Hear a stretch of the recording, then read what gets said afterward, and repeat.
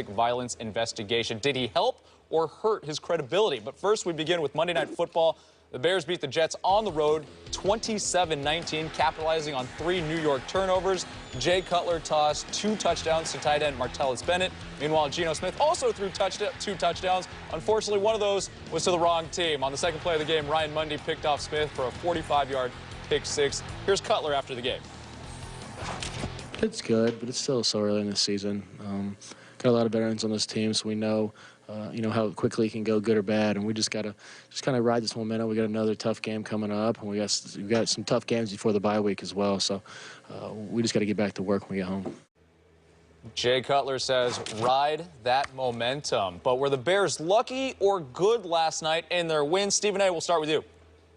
Well, I definitely think they were lucky. I mean, anytime you start off the game getting a pick 6, with Mundy doing that against Geno Smith, you open up the game. That's bad enough. But then you get a muffed punt return. You fumble on the punt return, and then a pass interference call, as far as I'm concerned, against Walls that should not have been called. I thought that was a bogus call on the part of the referees. All of those things led to ultimately the Chicago Bears going up 14-0 within the first 5 minutes of the game. So considering that, I definitely think luck played a significant role. But I also think the overall ineptitude of the Jets, period, Skip Bayless. And I'm not talking about last night's game. I'm talking about this offseason. You have approximately $20 million in cap space. What do you do to upgrade your cornerback position? Nothing. Darrelle Revis out there.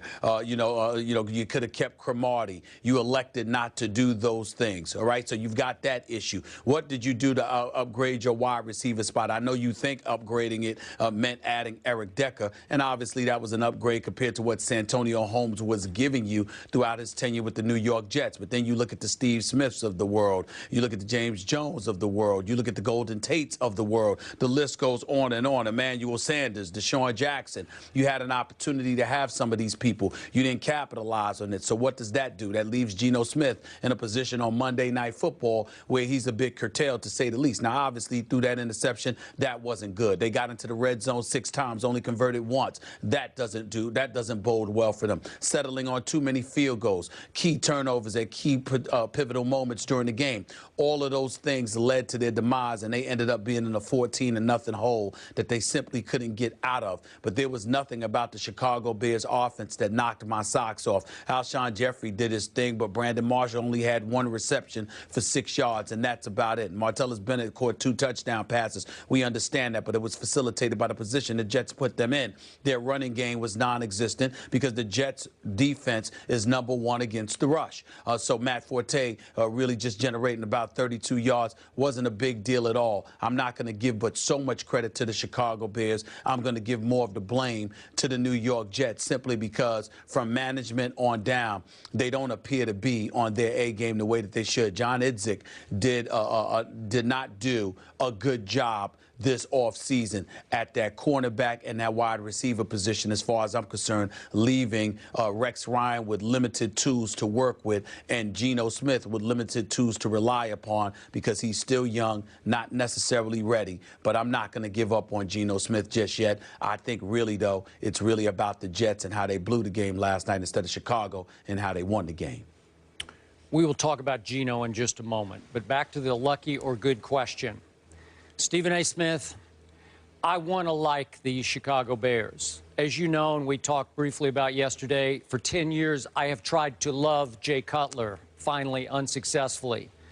I take away nothing about the Bears from last night because they were far more lucky than they were good last night, thanks in large part to 2 inexcusable referee blunders and 3 inexcusable unforced errors by the New York Jets you just spoke of.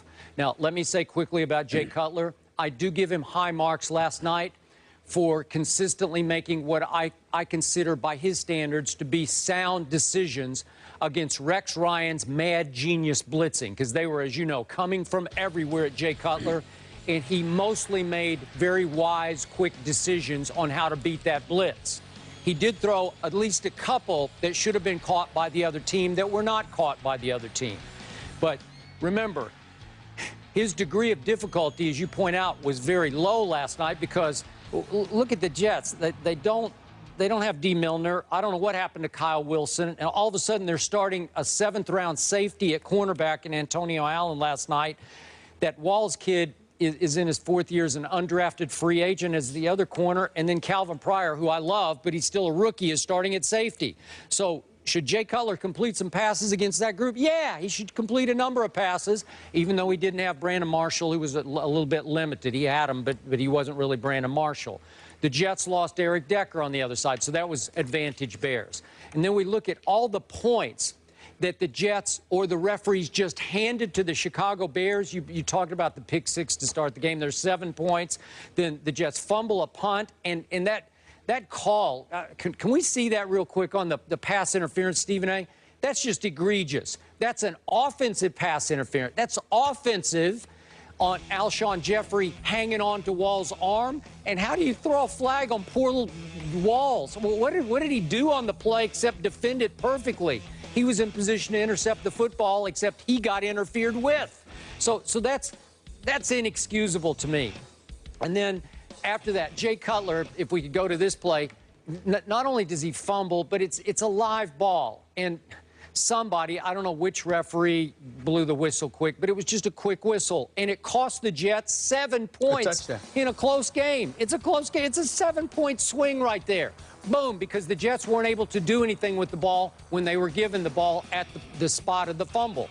Well, that's just wrong. The refs, somebody, whoever quick whistled that, made what I call an egregious blunder there. And then, obviously, Geno has the ball in close. He's 1st and 10 at the 18. And you give up at least 3 points, if not 7 points, when you make the throw that Fuller picks off. It's just a bad idea. It's typical Geno to me. Again, we're going to discuss that in a moment. But I think the Bears skated out of that game with nothing but luck. And I'm not sure they proved anything. And now that they'll start into their division schedule, we'll start finding out as they start playing Green Bay and Detroit.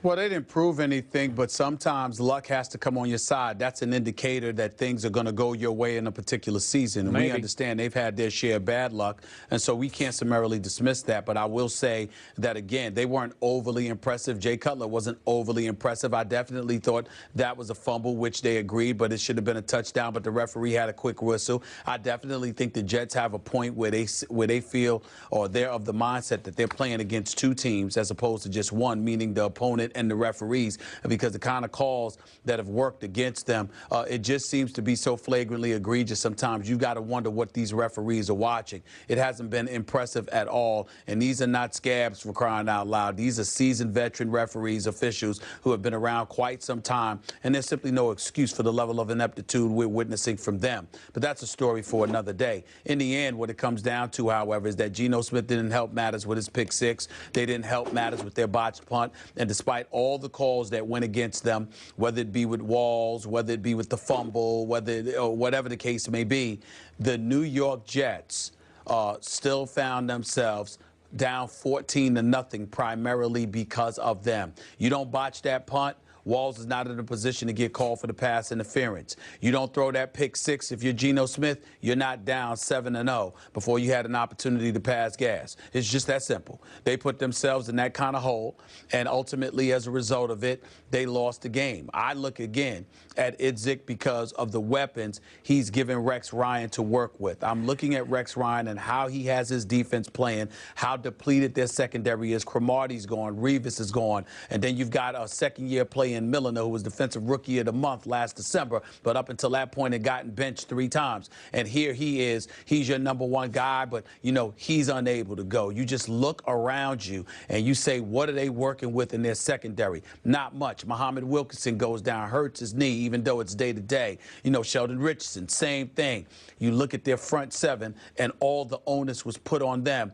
And the Jets still were in a position to win this game and would have won this game if they hadn't gone down 14-0. It's bad luck, bad mistakes, but it's not. I'm not putting that on Rex Ryan. I'm putting it on Mr. Idzik, who needs to give this head coach more talent to work with. I agree. And final thought, I got to give credit to Rex Ryan, Stephen A. This man can flat out coach defense. I said mad genius, but I emphasize that genius part of this.